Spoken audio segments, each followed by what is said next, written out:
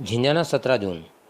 शुल्फा आदि का नशा करना एक मानसिक विकार है जिससे प्रत्येक इंसान को ही नहीं बल्कि साधु समाज को भी बचना चाहिए। नाथ संप्रदाय से जुड़े संत मेघनाथ साधु समाज में मजबूत पकड़ रखते हैं, जिनके असंख्य शिष्य साधु वेश धारण कर समाज और सनातन धर्म की रक्षा के लिए कार्यरत हैं। करनाल हाईवे पर स्थित गांव लक्ष्मणपुरा के मंदिर में उनके शिष्य द्वारा 41 दिनों के लिए अग्नि तपस्या के बतौर पंचधुनों के बीच खुले आसमान में दोपहर के वक्त 3 घंटे बैठकर प्रतिदिन तपस्या करने का हठयोग चल रहा है। इस अवसर पर संवाददाता द्वारा शुल्फे का नशा आदि को लेकर गुरु और चेला से बात की गई, जिसमें गुरु मेघनाथ ने स्पष्ट संदेश दिया कि नशा चोरी, जारी, राजनी, ठगी आदि मानसिक विकारों में शुमार होता है, जिससे इंसान ही नहीं साधु समाज को भी बचना चाहिए। जबकि शिष्य बाबा कालूनाथ कहते हैं कि ऋषि मुनियों के लिए यह एक जड़ी बूटी है। सुल्फा पीने से उनका ध्यान केंद्रित होकर भगवान की भक्ति में लीन होता है। बाबा आजकल कोरोना महामारी से मुक्ति मिलने और कुटिया में मंदिर का निर्माण हो एवं आत्मिक शुद्धिकरण हो सके, इसी उद्देश्य को लेकर वह 7वीं बार 41 दिनों के लिए अग्नि तपस्या में लीन है। आइए सुनते हैं संतों के विचार।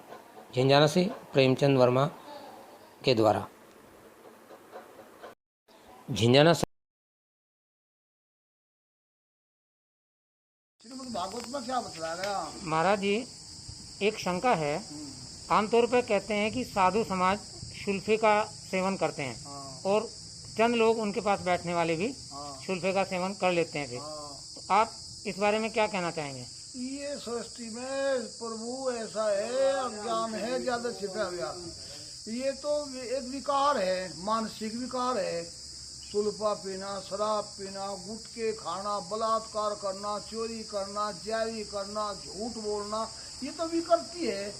ये तो अज्ञान है उसके अंदर। ये कूट कूट के भरा हुआ है। इंसान तो उसे कहते हैं जिसमें दुर्गुण ना हो, दुराचार ना हो, दुर्व्यसन ना हो, दुर्व्यवहार ना हो, सतगुण और सदाचार हो। हमारे अंदर देव है, संसार को देने वाला। इंसान संसार की रक्षा करने वाला होना चाहिए। मतलब आपका साफ कहना है कि चाहे संत समाज हो और चाहे आम आदमी हो, उसको सुल्फा जैसी इन्हीं सभी नशे के चीज़ों से दूर रहना चाहिए। महाराज जी, नारायण हरि। महाराज जी, आपका शिष्य है कालूराम बाबा योगी, वो तपस्या में लीन है आजकल। योगी कालूनाथ जी। तो मैं जानना चाहूँगा कि साधना क्यों जरूरी है? साधना इसलिए जरूरी है कि हमारा मन जो है वो खाने पीने भोगने में लगा हुआ है, पशु तत्वों को प्राप्त है। हमारा शरीर मन मनोविज्ञान, उसको रोकने के लिए, मनोविज्ञान को आध्यात्मिक विज्ञान में जाने के लिए साधना की आवश्यकता है।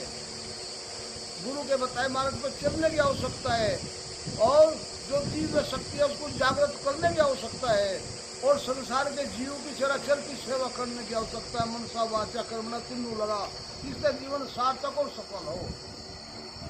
साधना की इसलिए जरूरत है। मनुष्य को कुमाना, खाना, सोना, बच्चे बनाना, आलस, निंद्रा, प्रमाद, मैथुन उसी में लगा हुआ है। इसलिए पशु तत्वों को प्राप्त है। और इस विवेक को जागृत कैसे किया जाए अंदर जी, जिससे विवेक जागृत हो। गुरु मंत्र लेते धर्म को धारण करने के लिए, धर्म मरद काम मोक्ष। कलयुग की परिभाषा क्या है? गुरु बनाया, धारण नहीं किया, धर्म के मार्ग पर नहीं चले, समर्पित नहीं हो पाए, इसलिए निर्गुण भक्ति प्रकट नहीं हो सकती। जब तक समर्पित नहीं होगा और संयम, चिंतन, दया, परमार्थ नहीं होगा, तब तक इंसान आध्यात्मिक दृष्टि जो अंदर है उसको वो छिपी हुई है, वो गुहातम गोपनीय है, वो जागृत नहीं हो सकती।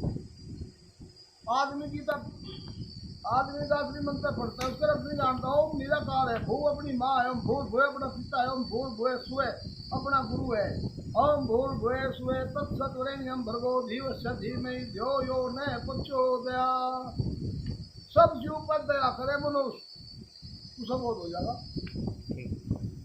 और जब सब जीव पर दया नहीं करता, काट दिया, खाया जीव को, खाया पीला भोग लिया, तो वो भेड़ बकरी के समान जीवन व्यतीत कर रहा है। इसलिए इसलिए साधना जरूरी है शरीर इसलिए को। साधना जरूरी है। कि तृष्णा बड़ी हो या वह लुप्त हो जाए, ज्ञान वैराग के द्वारा तृष्णा लुप्त कर दी जाए, बरगद के पेड़ को चीर दिया जाए त्याग वैराग के द्वारा। बरगद का पेड़ हे अर्जुन है कि सूर्य सारे भूमंडल को प्रकाशित करता है, करोड़ों सूर्य के समान प्रकाशवान तब गुण से रहित जो परम पुरुष का ध्यान करता है, मैं उसे अंदर ही मिलता हूँ। मैं अक्षर ब्रह्म हूँ, अक्षर बनता ही नहीं, क्योंकि अनुभवी ज्ञान है, पढ़ाई लिखाई सब पर है। सतोर जो तमो तीनों गुण से अतीत है, काल अतीत है, क्रियातीत है, पूजा पाठ कर्म कांड अतीत है।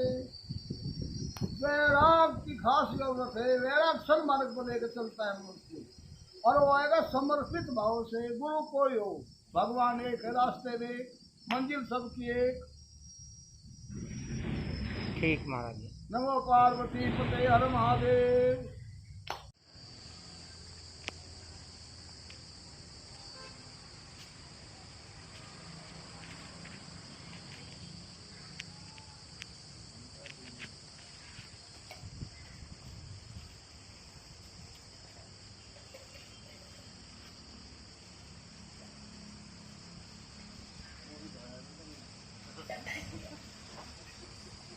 जिसमें आप 5 धुनों के बीच बैठकर तपती दोपहरी में अग्नि तपस्या कर रहे हैं।